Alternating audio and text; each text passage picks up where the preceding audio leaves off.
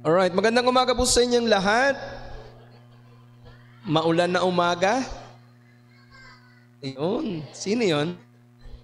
Yan, so maraming salamat sa biyaya ng Diyos sa kabila po na medyo masama ang panahon ay iniadya ng Panginoon na tayo po ay magkasama-sama sa araw na ito ng ating pong pagsamba. Parang meron tayong ugong.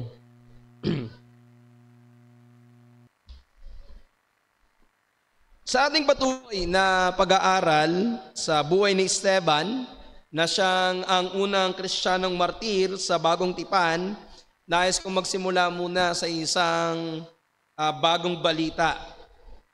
Karamihan sa inyo, sigurado ay nabalitaan na ang nangyari kay Charlie Kirk.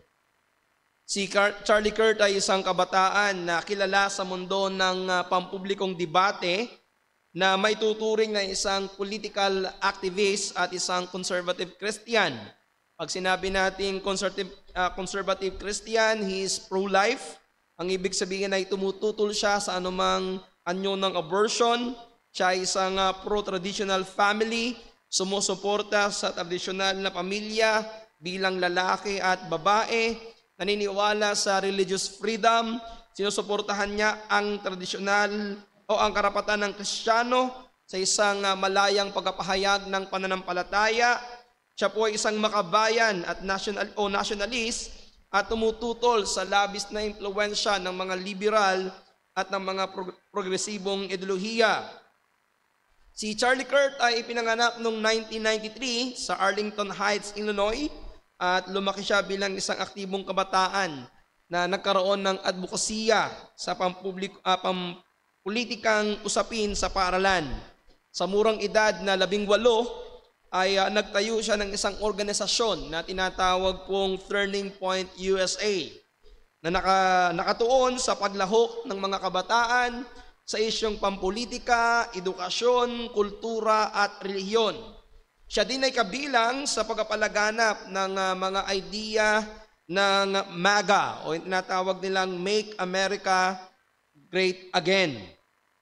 Now, bilang isang figura ng public debate, madalas siyang nakakaranas ng mga pagtutol o paglaban mula sa maraming tao sa social media at sa iba pang sektor na hindi sumasang-ayon sa kanyang mga pananaw, lalo-lalo na sapagkat siya ay isang matapat na Kristiyano at kanyang ipinaglalaban ng mga katotohanang sinasabi ng salita ng Diyos. Hindi niya ikinahihiya ang kanyang mga prinsipyo mula sa salita ng Diyos, lalo na sa usapin ng creation, ng Diyos, ng gender, ng morality, ng life, abortion, marriage, family, woke, culture, at iba pang mga bagay. Dahil sa kanyang katapangan, ito lamang September 10, 2025, nung nakaraang Lunes, sa edad na 31, habang siya ay nasa isang event na bahagi ng kanyang tour na tinatawag na American Comeback sa Utah Valley University sa Warren, Utah, merong bumaril sa kanya at tinamaan siya sa lieg. Bagamat siya ay nadala sa ospital, kalaunan ay binawian na rin siya ng buhay. May isang pagkakataon na kanyang binanggit ang isang quotation ni late Pastor John MacArthur. And I quote, "All that can do to a believer is to deliver him to Jesus." Ang magagawa lamang ng kamatayan sa isang mananampalataya ay dalhin siya kay Jesucristo. At ito ay naging totoo sa kanya. His death delivered him to Jesus. Ang kanyang kamatayan ay dinala siya kay Jesus. Ayon sa huling update, nahuli na po ang bumaril sa kanya. Isang 22 years old na si Tyler Robinson, na ang naging dahilan ng kanyang pagpatay kay Charlie Kirk ay dahil hindi siya sa mga prinsipyo at katotohanang ibinabahagi ni Charlie. Si Charlie Kirk ay may tuturing natin na isang modern day martyr. Namatay siya na ipinaglalaban ng katotohanan ng salita ng Diyos at ang kanyang pananampalataya.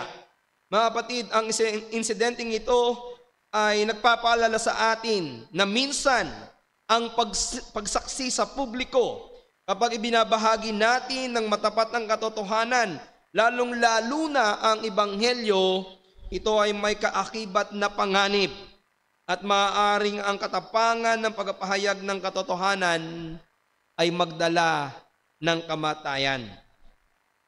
Ngayon, si Esteban ay hindi naging isang public debater sa modernong panahon o sa modernong konteksto, ngunit siya ay naging matapat at matapang na saksi ng ating Panginoong Jesucristo at hindi natakot o natinag sa kanyang pagharap sa oposisyon. Sa harap ng Sanhedrin, hindi lamang niya ipinangaral ng katotohanan, ipinamuhay niya ang katotohanan. Kaya hanggang sa huli, naging handa siyang magbuwis ng kanyang buhay ng dahil sa kanyang pananampalataya. Ngayong umaga, sa ating teksto, dumating na tayo sa bahagi kung saan si Esteban sa kanyang pagiging matapat at matapang na saksi ng ating Panginoong Jesucristo ay tinataka na sa magitan ng kanyang dugo. Namatay siya bilang isang martir alang-alang sa Panginoong Jesucristo. Nabasa ko po sa isa sa mga sermon na aking pinag-aralan na ang salitang saksi sa Greek ay mula sa noun na marturia. At yung verb na magsaksi ay galing sa Greek word na martureo. At ang salitang tumutukoy doon sa taong mismong nagiging saksi, ang tawag sa kanya ay martus. Dito mismo nang galing ang salitang martir na tumutukoy sa isang tao na matapat na nagpapatotoo hanggang kamatayan. So ang punto ko dito mga kapatid, ang pagiging saksi ng Panginoong Jesucristo ay hindi lamang pagsasalita ng katotohanan, bagkus madalas kasama nito ang mga paghihirap at panganib. At sa maraming kaso noon, ang pagiging saksi ng Panginoong Jesucristo ay humahantong hanggang sa pagka-martir. Kaya pala kapag sinabi ng Bagong Tipan na ang mga Kristiyano ay maging mga saksi, gaya ng sinabi ng Gawa chapter 1 verse 8, na kayo ay mga saksi ko, hindi lamang ito basta-basta pagpapahayag ng katotohanan, kundi ito ay paninindigan sa katotohanan ng Panginoong Jesucristo, kahit pa ang kapalit nito ay ang sariling buhay. So kapag sinabi natin na ako'y saksi ng Panginoong Jesucristo, ang ibig sabihin nito, dapat handa kang ibuwis ang iyong buhay ng alang-alang kay Jesus. Mga kapatid, ang mga salitang ito ay pinamuhay ni Esteban. Kaya naman siya ay tinawag na ang kauna-unahang Kristiyanong martir ng Bagong Tipan. Bago natin buksan ang ating mga Biblia sa aklat ng Gawa chapter 7, verse 54 to 60, tayo muna dumako muli sa Panginoon sa panalangin. Manaming Diyos, isang napakamapanghamong paksa ang aming pag-uusapan, na bagamat ito ay hindi nakaraniwan sa aming lugar. Ito ay nasa mga lugar lamang na kung saan ang Ebanghelyo ay pinagbabawal. Gayunpaman, Panginoon, ng mga katotohanan ang aming mapakinggan patungkol sa katapatan ng isang martir na katulad ni Esteban ay magdala sa amin ng pagpapalakas ng loob upang kami maging matapat na mga saksi ng iyong Ebanghelyo. Tulungan niyo kami, Panginoon, na aming matanggap at aming pong tanggapin na may buong kagalakan ang mensaheng hahamon sa amin sa katapatan ng aming pagtayo sa aming pananampalataya. Mangusap kayo sa amin sa aming pangangailangan ngayong araw na ito. Sa pangalan po ng iyong anak, ng aming Panginoong Jesus. Amen. Aniya ko po kayo mga kapatid na buksan ng ating mga Biblia sa aklat po ng mga gawa. Aklat ng mga gawa, kabanata po ay 7, ang talata ay 54 to 60. Aklat ng Acts chapter 7, verses 54 to 60. At kung nakita na po ninyo, sa mga wala pong Biblia, we have our screen para ako po inyong masundan sa aking pagbasa. Basahin ko sa inyo ang salita ng Diyos Sa verse 54, nang marinig nga nila ang mga bagay na ito ay nangasugatan sila sa puso. Sila ay pinangangalitan nila ng kanilang mga ngipin. Datapot siya, palibasa ay puspos ng Espiritu Santo, ay tumitig ng maigi sa langit at nakita niya ang kaluwalhatian ng Diyos. At si Jesus na nakatindig sa kanilang Diyos at nagsabi, narito, nakita kong bukas ang mga langit at ang anak ng tao na nakatindig sa kanan ng Diyos. Datapwat, sila ay nagsigawan ng malakas na tinig na nangagtakip ng kanilang mga tenga at nangagkaisang siya ay dinaluhong at siya ay kanilang itinapon sa labas ng bayan at binato at inilagay ng mga saksi ang kanilang mga damit sa paanan ng isang binata na nagangalang Saulo at kanilang pinagbatuan si Esteban na tumatawag sa Panginoon at nagsasabi, Panginoong Jesus, tanggapin mo ang aking espiritu. At siya'y nanikluhod at sumigaw ng malakas na tinig, Panginoon, huwag mong iparatang sa kanila ang kasalanan ito. At pagkasabi niya nito ay nakatulog siya. Mga kapatid, binasa po natin ang salita ng Diyos sa Aklat ng Mga Gawa, Kabanatang 7, talatang 54 hanggang 6 na po. Naway pagpalain ng Panginoon ang pagbasa at pangangaral ng kanyang banal na salita. At nawa ang mga katotohanan ng ating mga pakinggan ay magpalakas ng loob natin sa pag-ibanghelyo kahit sa gitna ng mga lumalaban dito. Pinamagatan ko po ang ating mensahe ngayong umaga, may dangal ang kamatayan ng isang Kristiyanong martir. May dangal ang kamatayan ng isang Kristiyanong martir. Noong iniharap sa Sanhedrin, binigyan si Esteban ng pagkakataon na ipagtanggol ng kanyang sarili.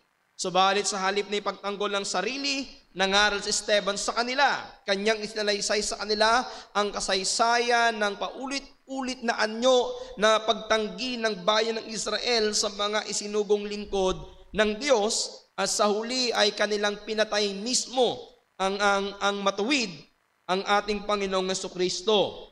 Sa kanyang naging konklusyon, matapos ang mahabang pangangaral ni Esteban sa pagtanggi ng kanyang mga kababayang Israelita, ganito ang kanyang sinabi. If you can remember in Acts chapter 7 verse 51, ganito ang kanyang sinabi, kayong matitigas ang ulo at di tuli ang puso at mga tenga, kayong laging nagsisilangsang sa Espiritu Santo, kung ano ang ginawa ng inyong mga magulang, ay gayon din ang ginagawa ninyo. Hindi po ito nagustuhan ng Sanhedrin. Hindi nila nagustuhan yung konklusyon ni Esteban. Hindi nila nagustuhan na ang tinutukoy ni Esteban na lumalaban sa Diyos at tumatanggi sa Diyos ay sila. Kaya dahil dito, gumawa sila ng aksyon na magpapatunay na talagang totoo ang sinasabi sa kanila ni Esteban. Ang ginawa ng Sanhedrin, pinatay nila si Esteban na siyang lingkod ng Panginoon sa pamagitan ng pagbato. At dito kukuhanin ang ating mensahe ngayong umaga. Ang matapat na pangangaral ng katotohanan ay merong kabayaran. Subalit maiiwang dangal ang magiging martir sa katotohanan. Ito isang napakagandang bagay na ating mapag-aralan ngayong araw na ito. May dangal na iiwan ang isang martir na namatay ng dahil sa katotohanan. Sa pagkumpronta ni Esteban sa mga lumalaban sa Ebanghelyo, nagkaroon ng dalawang tugon ng Sanhedrin. At ito yung unang tugon nila. Lumaban sa katotohanan, nagpakita ng galit. Pangalawa, nagpakita ng karahasan, pinatay si Esteban. So itong dalawang bagay na ito ang ating titingnan. Una, lumaban sa katotohanan at nagpakita ng galit. Ganito po ang naging tugon ng mga taong pinapangaralan ni Esteban. Sabi ng verse 54, nang marinig nga nila ang mga bagay na ito, ay nangasugatan sila sa puso at siya ay pinangalitan nila ng kanilang mga ngipin. Ito yung naging tugon nila nung sinabi ni Esteban sa kanila sa verse 51 na kung ano ang ginagawa ng inyong mga ninuno, ng inyong mga magulang ay ganon din ang inyong ginagawa. Ito yung ating papansinin mga kapatid. Kapag ang isang tapat na mangangaral ay nangangaral sa halap ng mga hindi mananampalataya, malimit hindi maganda ang tugon na kanyang natatanggap. Ganyan ang nangyari kay Esteban. Sa halip na tanggapin ang kanyang mensahe ng merong pananampalataya, ang karamihan ay tumugon ng may galit. Ito ay nagpapakita lamang ng isang mahalagang katotohanan. Ang ebanghelyo ay hindi palaging nagbibigay ng magandang pakiramdam dahil ito ay nagbubunyag ng kasalanan. Ito yung isang bagay na makikita natin, hindi laging nagiging maganda ang pakiramdam ng isang tao na nakikinig ng pangangaral ng ebanghelyo, sapagkat ang pangangaral ng ebanghelyo ay nagbubunyag sa isang tao sa kanyang pagkamakasalanan. Katulad ng isang ilaw, kapag ang ilaw ng katotohanan ay tumatama sa madilim na puso, merong dalawang tugon. Ito ay tumutugon ng pagsisisi at tumutugon ng pagkagalit. Tumutugon ng paglaban. Sa kaso ng mga nakarinig na kay Esteban, mas pinili nila ang lumaban at magalit kaysa magpakumbaba. Hanggang ngayon mga kapatid ay ganito pa rin ang ating makikita. Maraming mga mangangaral ang dumaranas ng pagtututol, paglaban, paglalait, at minsan pa nga may mga banta ng panganib. Kapag ikaw ay matapat na nangangaral ng ebanghelyo, ganito ang nangyari kay Charlie Kirk. Sa magitan dahil sa kanyang ginagawang matapat na pangangaral, pagtuturo, pagtayo sa katotohanan, isang binata ang nalason ng isipan at gumawa ng isang kahindik-hindik na kasalanan, patayin ng isang tao na nangangaral ng katotohanan. Sa pangangaral ni Esteban, ang mga nakikinig ay lubos na nasaktan sa kanilang puso.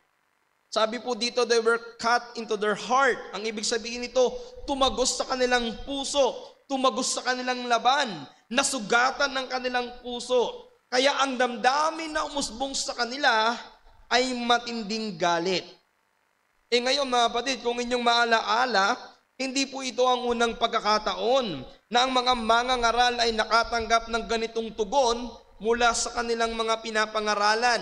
If you can remember in Acts chapter 5, ganito ang naranasan ni Pedro at ng mga apostol nung sila ay humarap sa Sanhedrin.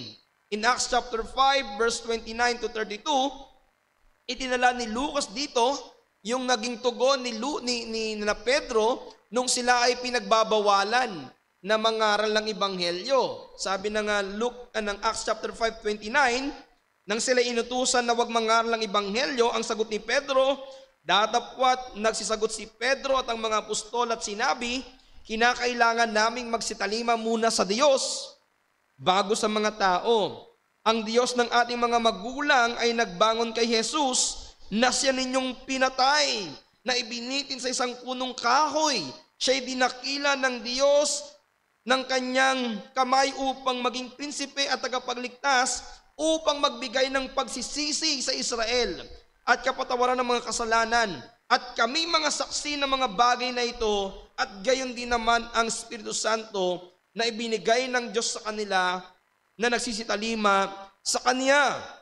Gaya ng ginawa ni Pedro, ni Esteban, ang ginawa lamang dito ni Pedro ay kanyang matapat na ipinangaral ang katotohanan ng mga bagay na kanilang nakita at kanilang narinig. Sinasabi ni Pedro sa Sanhedrin na kayo ang pumatay kay Jesus.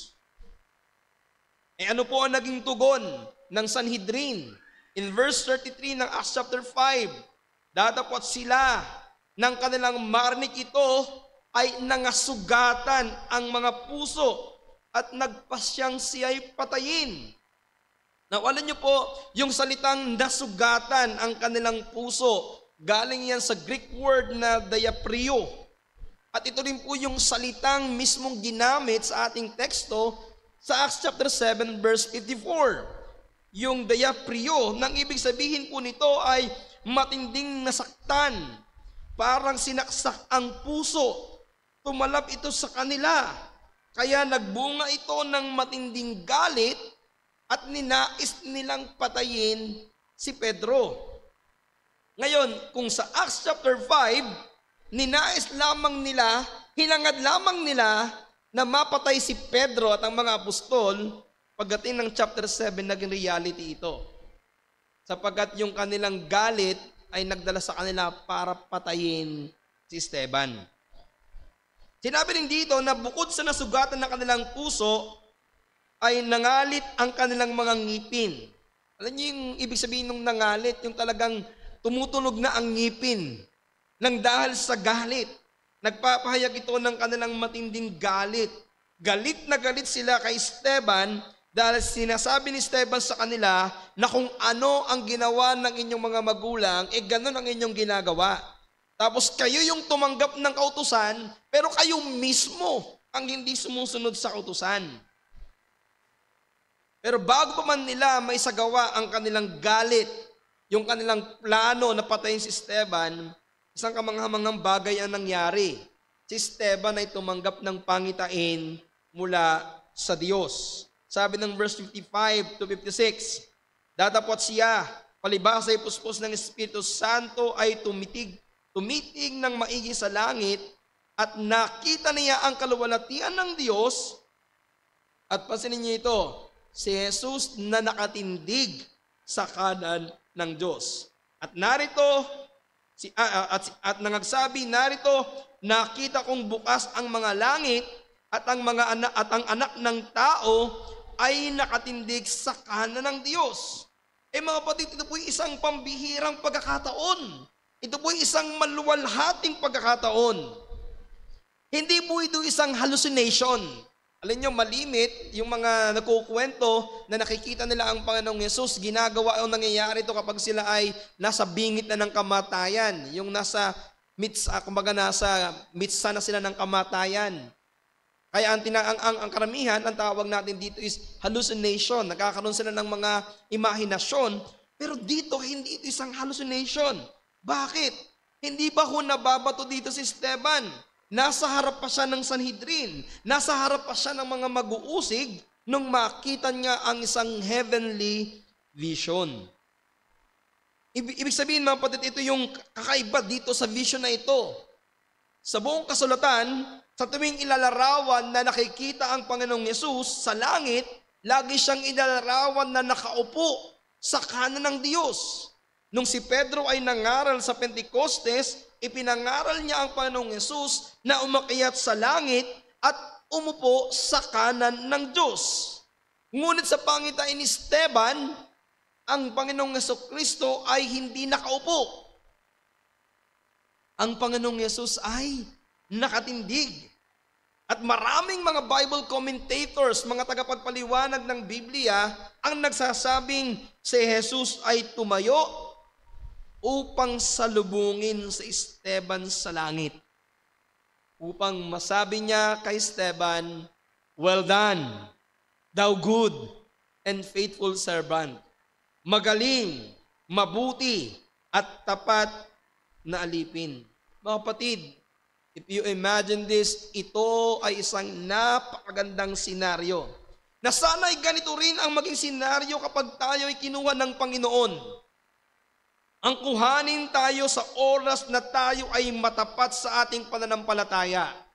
Na hindi man tayo kuhanin na gaya ni Esteban na pinatay sa magitan ng pagbato o ni Charlie Kirk na namatay sa magitan ng pagbaril, na sila ay nawala bilang isang matapat na martir, nawa tayo ay matagpuan ng Diyos na matapat hanggang sa siya'y muling bumalik. Huwag sana tayong datnan ng Panginoon na absent sa panambahan o nanlalamig sa pananampalataya o nabubuhay sa kasalanan. Sana madatnan tayo ng ating Panginoon, whether sa kamatayan sa pamamagitan ng pagiging isang martir o sa kamatayan sa pamamagitan ng katandaan, nawa matagpuan tayo ng Panginoon na matapat na naglilingkod at nagpapatotoo sa kanyang pangalan.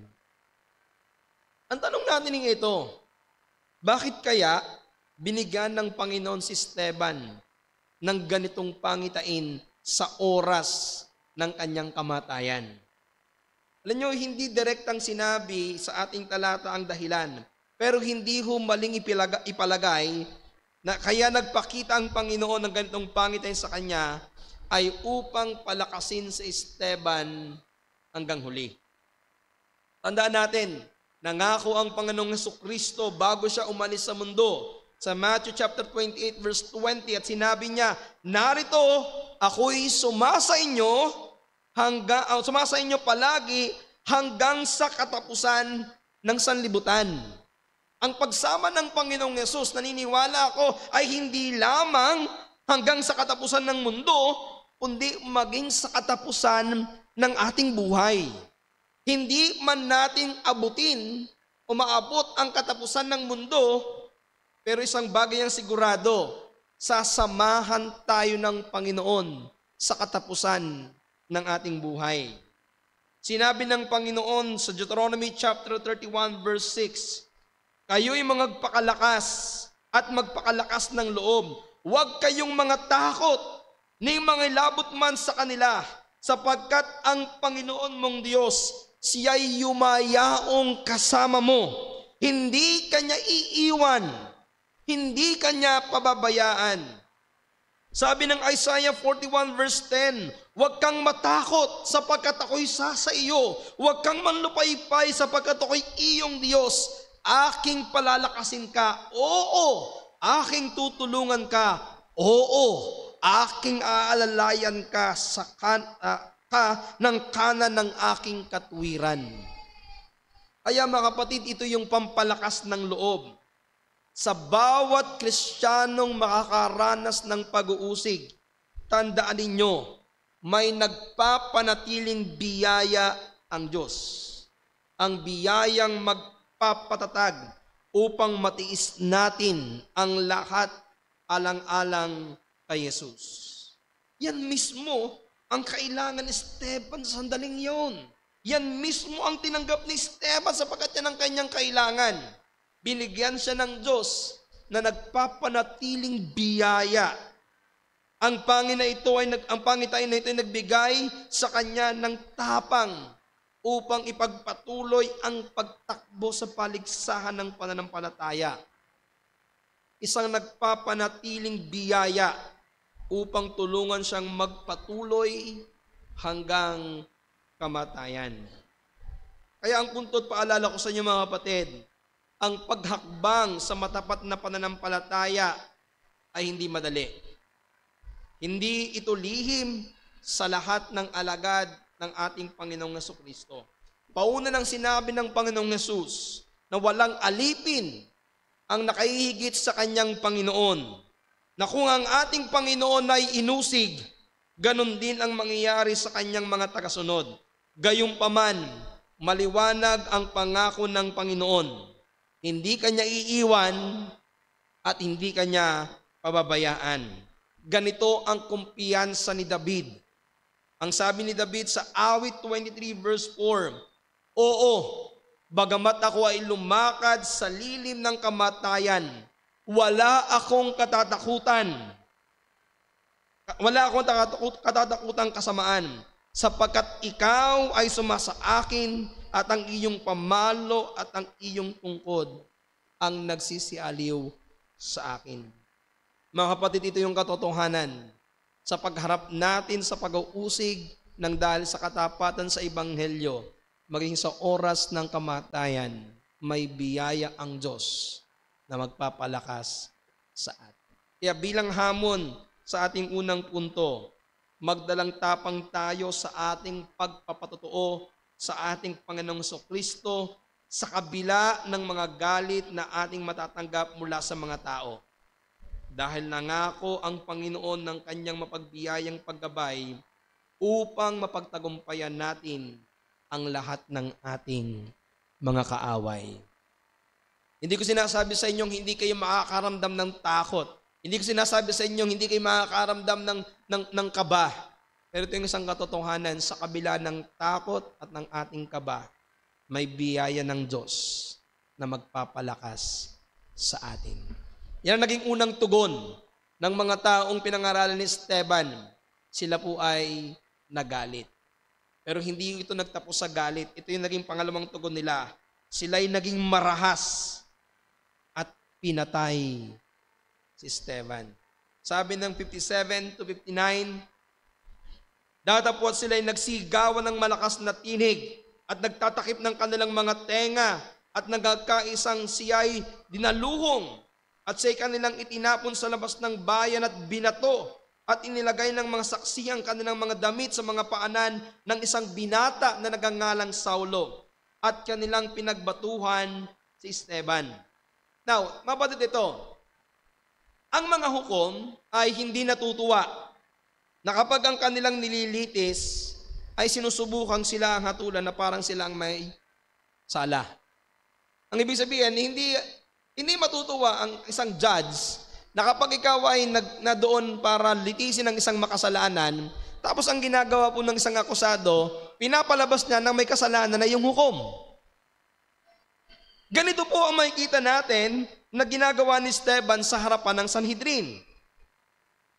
Sinusubukan ni Esteban ay pangaral sa kanilang katotohanan at palabasin na ang meron totoong kasalanan ay hindi si Esteban, kundi mismong ang Sanhedrin. At dahil ayaw nilang aminin na sila ay nagkamali, kaya nang marinig nila na may sinasabi na naman si Esteban tungkol sa kanyang pangitain, anong ginawa nila? Ayaw nila itong marinig, kaya meron silang dalawang bagay na ginawa. Sila'y nagsisigaw at tinakpan ng kanilang mga tenga. Sa halip na suriin at tingnan yung sinasabi ni Esteban, sila po ay nag-ingay upang takpan ang boses ng katotohanan. Yalan nyo, itong kanilang ginawa ay simbolo ng tigas ng kanilang puso. Ito ay nagpapakita ng kanilang pagtanggi sa katotohanan. Katulad ito ng mga bata na ayaw makinig sa kanilang mga magulang, na tinatakpan ng kanilang tenga kapag nagsasalita ang magulang. Alam nyo, ito isang anyo ng pagre-rebelde. Ito isang anyo ng pagkapakita ng saradong isip. Ang tanong mo ngayon sa ating mga bisita, sa ating mga regular na dumadalo, ikaw, paano ka ba nakikinig ng katotohanan ng Ebanghelyo? Ikaw ba ay merong bukas na puso? At ikaw ba ay merong bukas na tenga? Ikaw ba ay handang tumanggap at handang makinig? O ikaw yung tao na nagbibingi-bingihan sa katotohanan, na maaring hindi mo man literal na tinataklaban ng iyong mga tenga. Subalit kapag ipinapangaral ang Ebanghelyo sa iyo at ito'y patuloy mong tinatinggihan, ang ibig sabihin nito, ikaw ay nagbibingi-bingihan. Isinasarado mo ang iyong tenga sa katotohanan, isinasarado mo ang iyong puso sa Ebanghelyo. At kapag ipinagpatuloy mo ito, isang araw pagsisihan mo ito. Dahil yan ang magiging dahilan kung bakit ka parurusahan ng Diyos sa impyerno. Dahil iyong tinanggihan ang Ebanghelyong ipinangaral sa iyo. Kaya hinihimo kita, kaibigan, ngayong araw na ito. Sa halip na ipikit mo ang iyong mga mata, takpan ang iyong mga tenga, at patigasin ang iyong puso, ikaw ay magpakumbaba. Ikaw ay magsisi sa iyong mga kasalanan. Buong puso mong pagtiwalaan si Jesus bilang iyong Panginoon at tagapagligtas, sapagkat siya lamang ang iyong kailangan para sa iyong kaligtasan. Ang tanong din natin, bakit nga kaya kamatayin agad ang naging hatol ng Sanhedrin kay Esteban? Ang sagot dito, dahil itinuturing nila na isang pamumusong ang sinabi ni Esteban na nakita niya ang Diyos, ang kaluwalhatian ng Diyos, at ang Panginoong Yesus ay nakatayo sa kanyang kanan. Kaya kanilang agad ay pinataw? Kamatayan. Sa batas po kasi ng mga Hudyo, ang isang taong namumusong sa Diyos ay kanilang agad na pinapatay sa magitan ng pagbato. Ganon din, marahil narinig nila ng pangitain ni Esteban ay nagpapatotoo na talagang dumating ang Panginoong Yesus na umakyat sa langit. Dahil ang giniklaim ni Esteban, nakita niya ang anak ng tao, which is ang Panginoong Jesucristo, na nakatindig sa kanan ng Diyos. Kaya nung marinig nila ito, bagamat tinakpan nila ang kanilang mga tenga, narinig nila yung katotohanan. Kaya meron lamang silang dalawang pagpipilian. Dahil sinasabi ni Esteban na nakita niya si Kristo, nagpapatunay ito na talagang totoo na si Kristo ay dumating. Kaya meron silang dalawang pagpipilian. Una, patayin nila si Esteban para pagtakpan ang kanilang kasalanan. O aminin na sila'y mali nung ipinapatay nila si Jesus. Siyempre, hindi sila aamin na nagkamali sila na patayin si Jesus. Kaya anong kanilang pinili? Pinili nila na patayin si Esteban para mapagtakpan ang kanilang kasalanan. Para pagtakpan ng isang kasalanan, gumawa muli ng isa pang kasalanan. Kaya ano kanilang ginawa? Dinaluhong nila si Esteban. Sama-sama nilang dinakip. Pagkatapos ay tinapon niya sa labas ng lungsod at saka pinagbabato. Inilapag ang kanilang mga damit, sa kanilang mga kasuotan sa paanan ng isang binata na ang pangalan ay Saulo. Nagtataka kayo, bakit kinakailangan nilang alisin ang kanilang damit at ilagay sa paanan ni Saulo nung mga mambabato? Ayon sa mga komentaryo na basa ko, malaking trabaho to.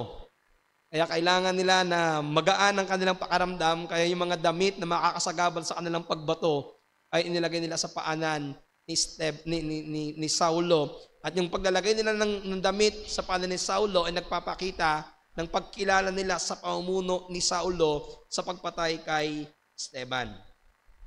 Pero alam niyo po ba kung paano ginagawa noon ang pagpatay sa pamamagitan ng pagbato? Sino nakakaalam sa inyo kung paano patayin sa pamamagitan ng pagbato? Akala siguro natin yung pagbato basta ng pagbato ang ginawa nila. Hindi po. Sa Acts chapter 7 verse 58, si Esteban, ang sabi, itinapon sa labas ng lungsod bago siya batuhin. Ito po'y mayroon dahilan. Ito po'y ayon sa kautusan ng mga Israelita.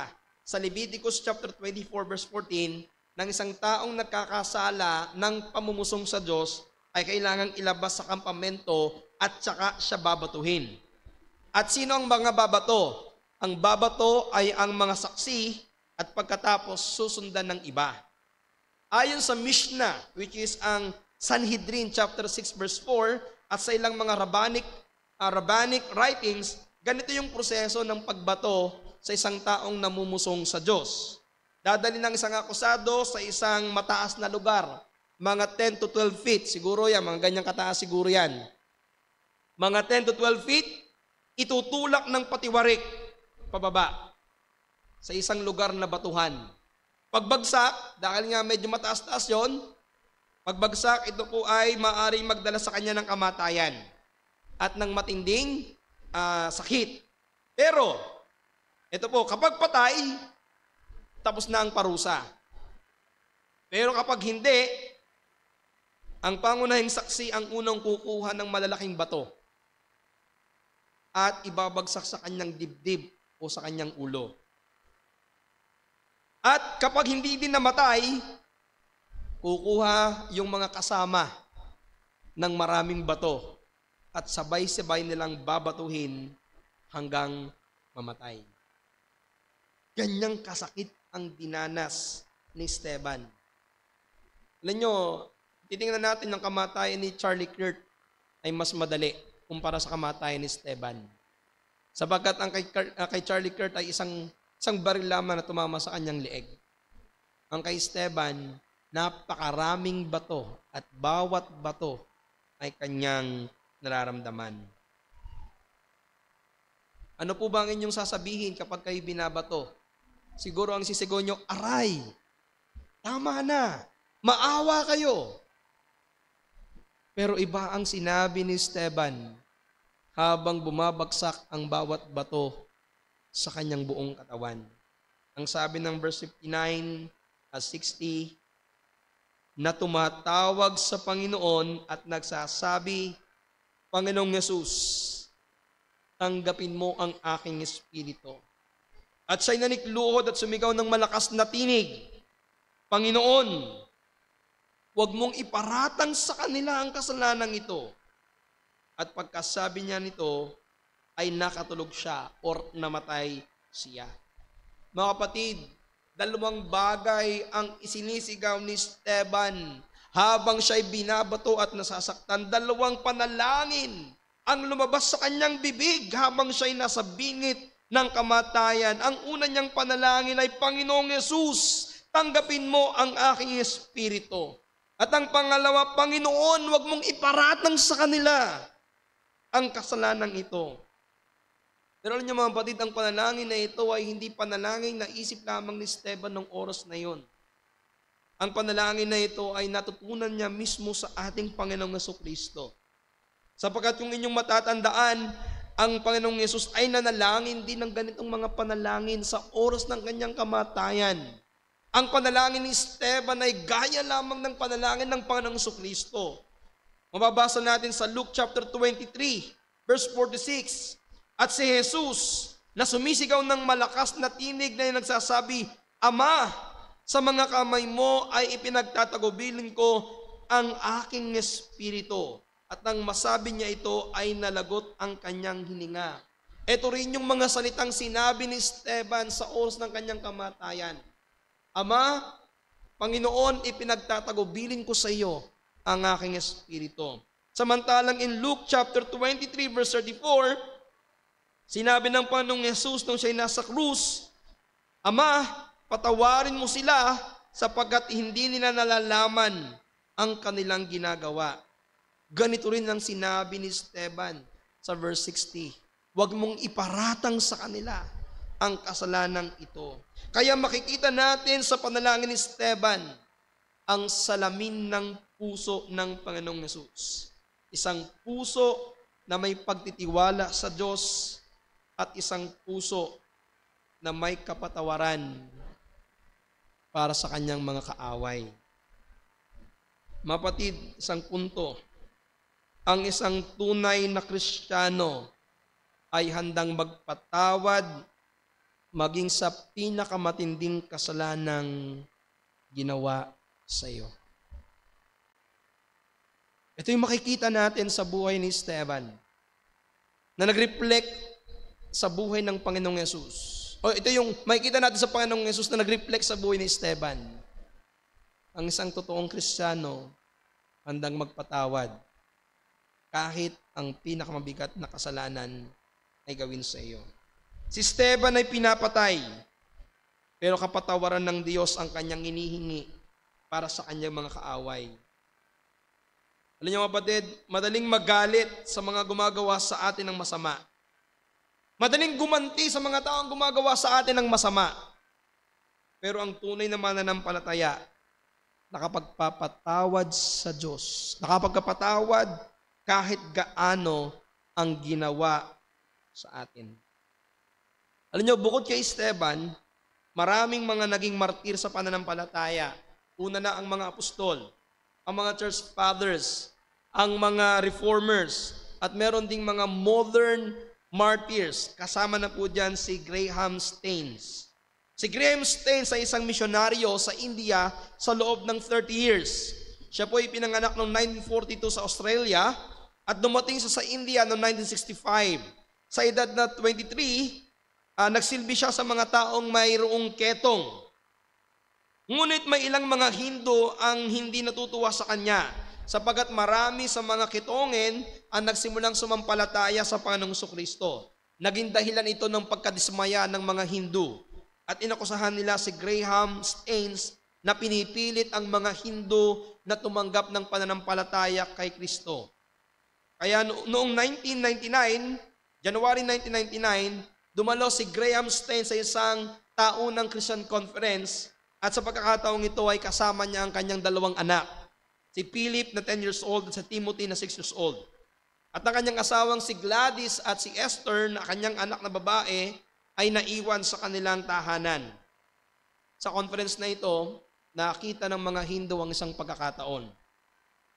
Dahil malamig ang panahon na yon, natutulog lamang si Graham, si Philip at ang kanyang anak na si Timothy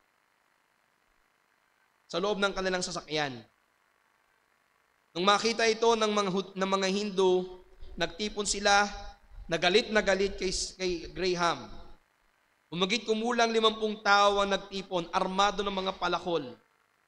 at inatake nila ang sasakyan habang natutulog ang mag-aama. At ang kanilang ginawa, sinilaban nila ng buhay ang mag-aama.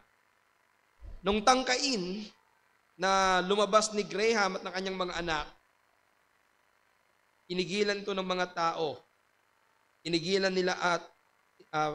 nila ang pagbukas ng pintuan. At dahil dito, sabay-sabay na nasunog at namatay ang mag-aama habang gumagawa ng kabutihan para sa mga tao ng India. Pero itong kamangha-mangha, sa kabila ng mga ito, ang kanyang asawang si Gladys Staines at ang kanyang anak ay nagpatawad sa mga pumatay. At sinabing, pinatatawad ko na ang mga pumatay at wala akong galit sapagkat ang kapatawaran ay nagdadala ng kagalingan. Si Esther at ang kanyang anak, si Gladys at si Esther na kanyang anak ay nagpasyang manatili sa India at ipagpatuloy ang paglilingkod.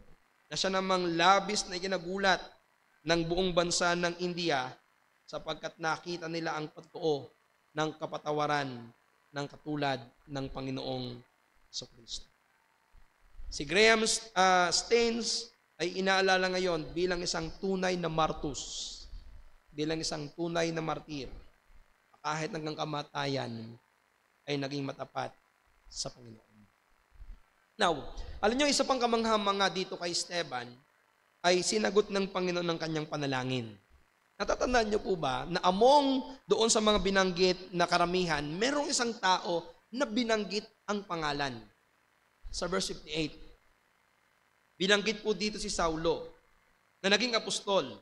Pero bago po si Saulo naging Pablo, siya po isang pariseyo na masigasig sa kanyang relihiyon bilang isang Hudyo. Siya po ay tinaguriang taga-usig ng Kristiyano, berdugo ng mga iglesia. At sa susunod na kabanata, chapter 8, pag-aaralan natin yung mismong ginagawa ni Saulo. Ngunit na nais kong makita nyo dito ay ito. Sinagot ng Panginoon ng panalangin ni Esteban. Hindi ibinilang ng Diyos ang kasalanan ni Saulo, bagamat siya ang namuno sa pagpatay kay Esteban. Sa halip, ang Panginoon mismo ay nagpakita kay Saulo sa daan sa Damasco. Ipinahayag sa kanya ang kanyang sarili at pinatawad ng kanyang mga kasalanan, iniligtas at tinawag na maging apostol at ginamit upang ipalaganap ang ebanghelyo ng mga hindi.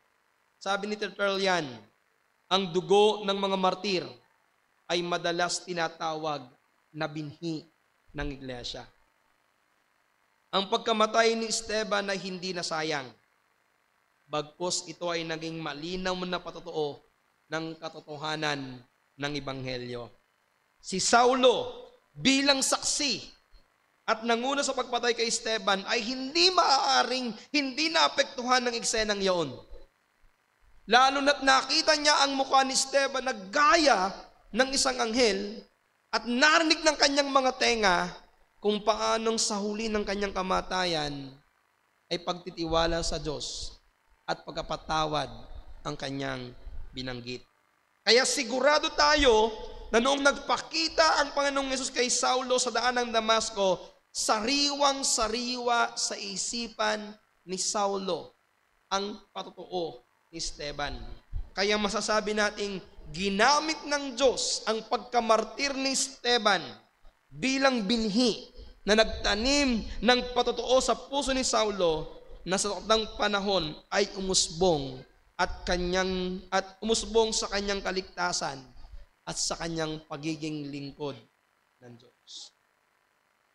Ganito po ang nakikita natin ngayon ganito ang nakikita ngayon ng mga mananampalataya sa ginawa kay Charlie Kirk.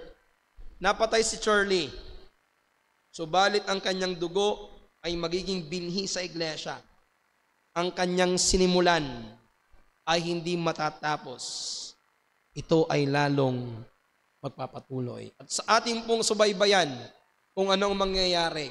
Kung inakala nila dahil napatay nila si Charlie, matatapos na ang kanyang advokasya, nagkakamali sila, lalong titibay, lalong dadami, sapagkat ang kanyang dugo ay magiging binhi upang magpatuloy ang pagpapahayag ng katotohanan. Kaya mga kapatid, mag-iiwan ako sa inyo ng 3 aral para sa mensahe ngayong umaga. Una, walang sakripisyong nasasayang. Ang dugo ng martir ay magiging binhi ng isang bagong buhay sa iba. Alam niyo po, noong 1956, pinatay ng ilang mga Auca, o yung tinatawag nilang Huarani tribe sa Ecuador, ang 5 misyonaryo. Si Jim Elliot, si Nate Saint, si Ed McCauley, si Peter Fleming, at si Roger Yordirian. Ito po ay tinatawag noon na Operation Auca. Ito pong 5 ito ay nagsusubok na ipahayag ang ebanghelyo sa isang tribo. Pero ang ginawa po ng tribong ito, sila ay pinatay, sila ay sinibat. Sa unang tingin, parang nasayang lamang ang kanilang buhay. Sa unang tingin, sayang lang mga kabataan na marami sanang magagawa, pero pinatay lamang. Iniwan ng kanilang pamilya at hindi man lamang nakita na ni isa ay may naligtas sa kanilang ginawa. Kilala niyo ba? Paglipas ng ilang taon, ang mga asawa, mga anak at mga kamag-anak ng mga misyonaryong ito ay bumalik mismo doon sa lugar na yon at ipinagpatuloy ang kanilang ministeryo. Isa na po dito ay sina Elizabeth Elliot na asawa ni Jim Elliot at si Rachel Saint na kapatid ni Nate Saint. Sila ay bumalik at naglingkod sa tribo. At alam niyo kung ano nangyari? Maraming mga Auca ang naging Kristiyano, maging ang mga pumatay sa mga misyonaryo.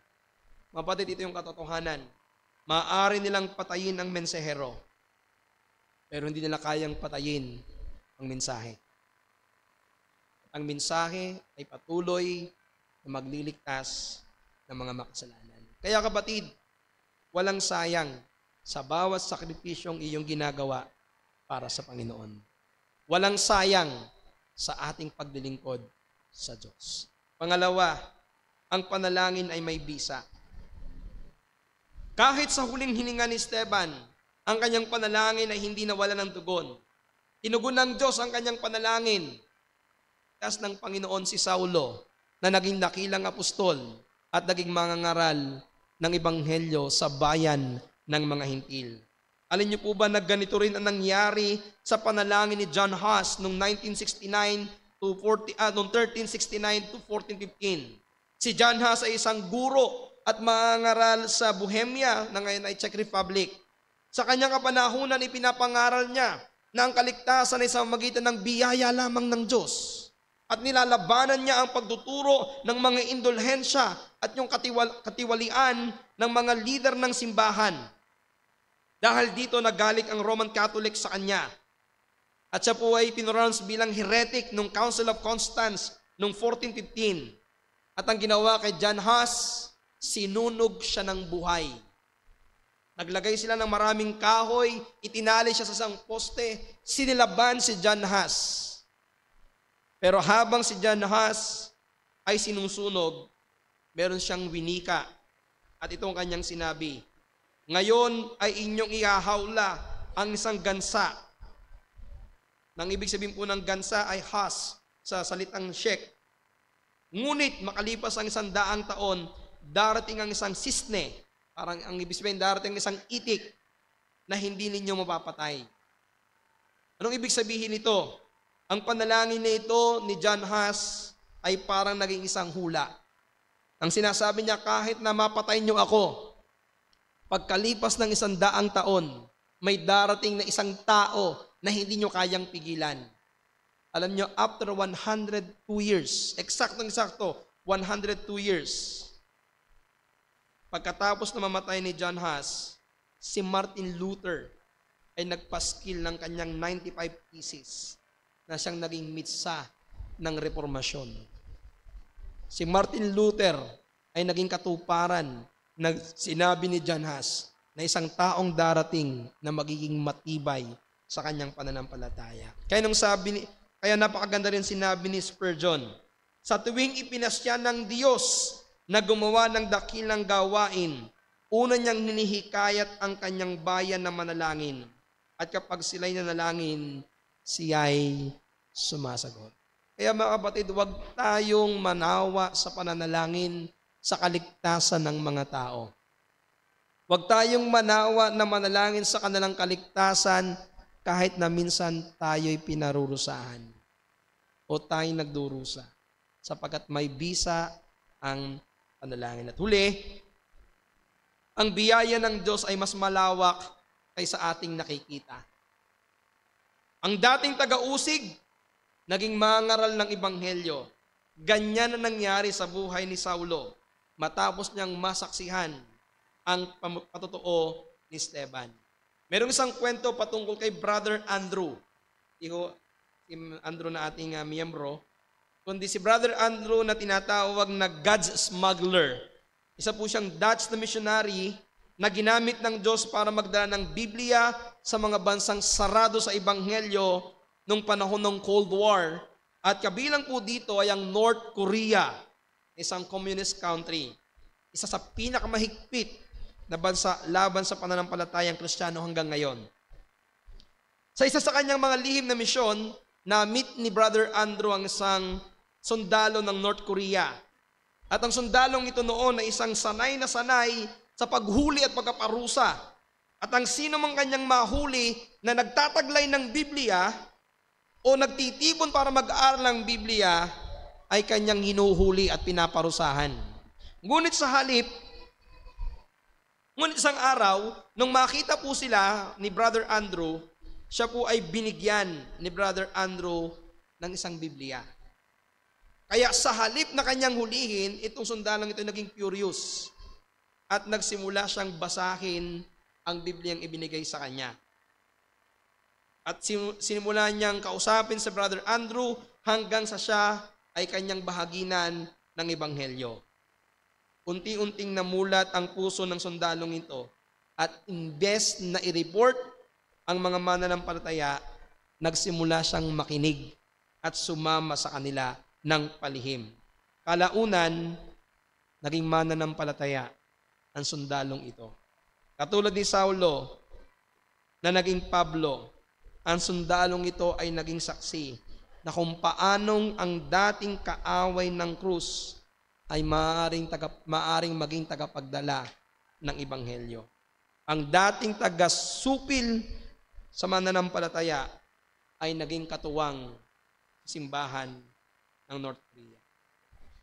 Kaya mga kapatid, bilang konklusyon, ang kamatayan ni Esteban ay may tuturing nating isang kamatayan na puspos ng Espiritu. Isang kamatayan na puspos ng biyaya. Ito ay isang mapayapang kamatayan, bagamat ang kapaligiran at mga pangyayari ay marahas at magulo. Isang kamatayang may dangal. Isang kamatayang hindi nasayang, kundi binhi ng Ebanghelyo sa bawat henerasyon. Kaya bilang hamon, maging matapat tayo sa ating pagpapatotoo kay Kristo. Kahit na ang sukdulan nito ay pagdurusa sa mundo. Pero siguro iniisip ninyo, makakaya ko kaya ang pagtayo sa pananampalataya kung naggaya ni Esteban sa harap ng kamatayan? Naiisip nyo ba na magagawa natin yung nagawa ni Esteban na habang ikaw ay binabato at pinapatay, o kung hindi man sa paraan ng pagbato sapagkat hindi na ito yung uso yun, ang ngayon ay habang ikaw ay tinuturukan, o kaya ikaw ay habang ibinibitin, o ikaw ay habang babarilin, kaya mo kaya natayuan ang iyong pananampalataya? Kapatid, sa iyong sarili, sigurado kung hindi. Pero sa tulong ng biyaya ng Diyos, magagawa mo. Sinabi ni Pedro sa 1 Peter chapter 4 verse 14, na kapag ikaw ay nagdurusa alang-alang kay Kristo, ang Espiritu ng kaluwalhatian ng Diyos ay isa sa iyo. Kapatid, may natatanging biyaya na ibinibigay sa mga Kristiyanong nasa bingit ng kamatayan. Magkakaroon ka ng pambihirang biyaya para sa pagsubok ng kamatayan.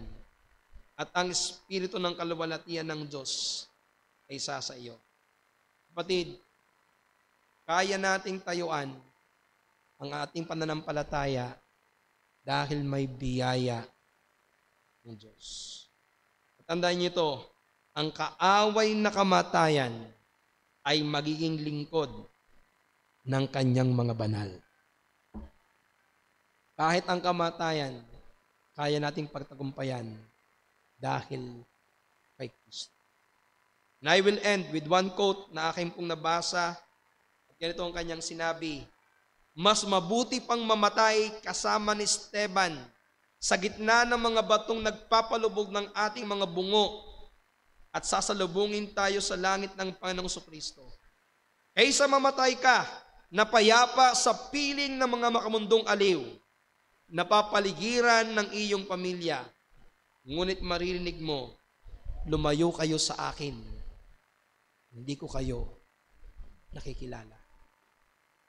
Mas mabuti pang mamatay isang martir kay Kristo at makasama ang Panginoong Kristo kaysa mamatay ng payapa pero itakwil ng Panginoon. Tayo po ay manalangin.